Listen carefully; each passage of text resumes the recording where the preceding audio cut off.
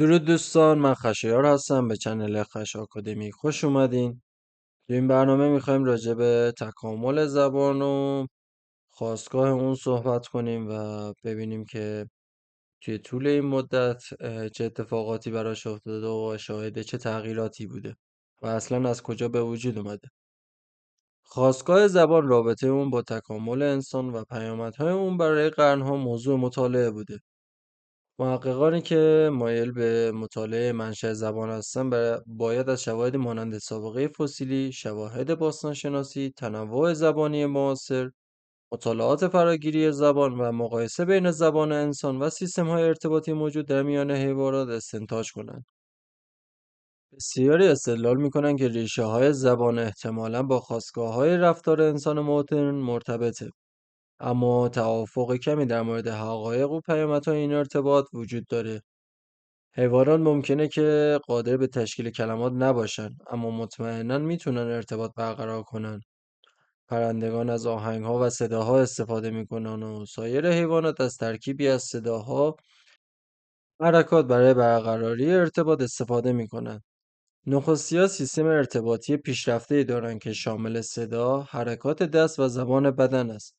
اما حتی نخستی‌ها نیز از اونچه که انسان امروزی قادر به دستیابی به اون بوده، یعنی زبان گفتاری، کوتاهی میکنن. توانایی ما برای تبدیل تعداد نامحدودی از افکار به کلام گفتاری یکی از چیزهایی است که ما رو از پسرعموهای کمتر تکامل یافته‌مون جدا میکنه. همونطوری که میدونیم زبان برای اولین بار در بین انسانهای خردبین 30,000 تا 100,000 سال پیش ظاهر شد. راز چگونگی تکامل زبان هنوز ناشناخته است و نظریه‌های جریان اصلی در دو اردوگاه کاملا متفاوت قرار می‌گیرند. یکی از نظریه‌های رایج این است که زبان به عنوان یک انطباق تکاملی به وجود اومده.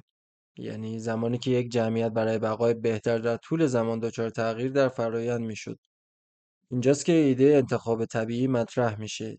یعنی این تصور که ویژگی‌های فیزیکی خاص یک جمعیت باعث میشه که اون جمعیت بیشتر در محیط خودشون زنده بمونه. به لاک پشته و پوستش فکر کنین. ایده در اینجا اینه که زبان برای کمک به بقای انسان ایجاد شده. چرا؟ اول اینکه انسان‌ها برای شکار، کشاورزی و دفاع از خودشون در مقابل محیط خشن اطرافشون نیاز به ارتباط با یکدیگه داشتن دیگه. و توانایی برقراری ارتباط با استفاده از زبان به گونه انسان مزیت بقای متمایز میداد. و دوم اینکه به گفته کسانی که از نظریه انطباق برخوردارند، زبان برای تعامل اجتماعی مورد نیاز بود. محققان استیون پینکر و پول بلوم در مقاله خودشون با عنوان زبان طبیعی و انتخاب طبیعی این نظریه رو مطرح کردند که مجموعی از تماس‌ها یا حرکات در طول زمان به ترکیباتی تبدیل شده و به ما ارتباطات یا زبان پیچیده‌ای میدن. با پیچیده‌تر شدن اوضاع توی اطراف، انسان‌ها به سیستم پیچیده‌تری برای انتقال اطلاعات به یکدیگر نیاز داشتن. اینطور فکر کنید که انسان اولیه گروهی از آهو رو می‌بینه که می‌خواد شکارش کنه. اون صدایی رو برای شریک شکار خود خرخر می‌کنه که به معنای آهوها نزدیک هستن. یک روز طوفانی وارد میشه و شکارچی متوجه میشه که رعد و برق آهوها رو میترسونه. در نتیجه شکارچی گرسنه میمونه و تا طوفان بگذره باید گرسنگی بکشه. با گذشت زمان همون شکارچی همچنین یاد میگیره که علائم هشدار دهنده هوای بد رو تشخیص بده، مثل آسمان تاریک و بادی که افزایش یافته. انسان اولیه متوجه میشه که وقتی آسمان تاریک میشه و باد میوزه، باید به شریک شکار خود بگه که تعقیب آهو رو سریعتر کنه. بنابراین اون یک سری غرغرها میکنه که هم به آهو و هم به هوای بد اشاره میکنه. این سری از غرغرها آغاز یک اقتباس تکاملی بود که در نهایت به زبان تبدیل شد. از اونجایی که انسان‌ها درباره بهترین نحوه زنده موندن بیشتر یاد گرفتن، نیاز به برقراری ارتباط این روش‌های بقا رو با جمعیت خود پیدا کردند و این تئوری انطباق به طور خلاصه بود. نظریه رقیب دیگر که توسط زبانشناس نوام چامسکی و زیستشناس تکاملی استفان جی گولد ارائه شد، این است که زبان در نتیجه سایر فرآیندهای تکاملی تکامل یافته و اساساً اون رو محصول فرعی تکامل میدونن و نه یه انطباق خاص. این ایده که زبان یک اسپندرل است اصطلاحی که گولد ابداع کرده در مواجهه با انتخاب طبیعی به پرواز درآمد. در واقع گولد و چامسکی این نظریه رو مطرح میکنن که بسیاری از رفتارهای انسان اسپندرل هستند. این اسپندرل های مختلف به دلیل فرایندی به نام داروین به نام پیش انطباق به وجود اومده که اکنون به عنوان تطبیق شناخته میشه.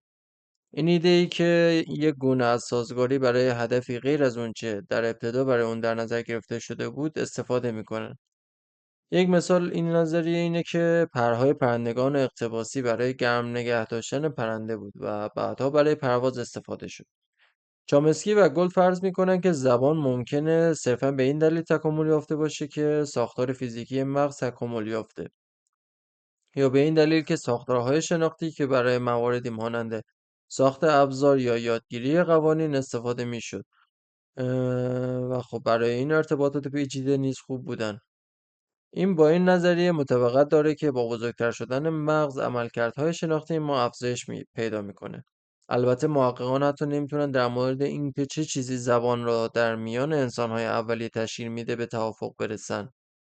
برخی زبان اولیه هومو هالیبیس را اولین زبان واقعی میدونن. برخی دیگه میگن که میشه اون رو به هومو آرکتوس تقدیم کنیم. در حالی که بیشتر بر این باورن که اونچه که ما به عنوان زبان مدرن میفهمیم از هومو ساپینس گرفته شده.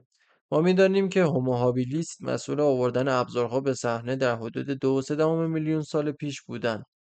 این باعث شده که برخی بر این باور باشند که عملکرد شناختی هومو هابیلیس بسیار پیشرفته‌تر از سلف او استرالوپیتکوس بوده. بر اساس تحقیقات، لوب گیجگاهی، جداری و پستری مغز برای اولین بار با هومو هابیلیس به صورت فیزیکی متصل شد. اون ناحیه از مغز اکنون به عنوان ناحیه ورنیک شناخته میشه و ارتباط زیادی با تولید زبان داره. این نظریه چامسکی و گل رو تایید میکنه که مغز ما از نظر فیزیکی برای ساختن ابزار سازگار شده و زبان به دلیل این انطباق به وجود اومده. امیدوارم از دیدن این ویدیو نهایت لذت رو برده باشین. لایک، کامنت، سابسکرایب فراموش نشه. من خشایار هستم و اینجا خش آکادمیکه.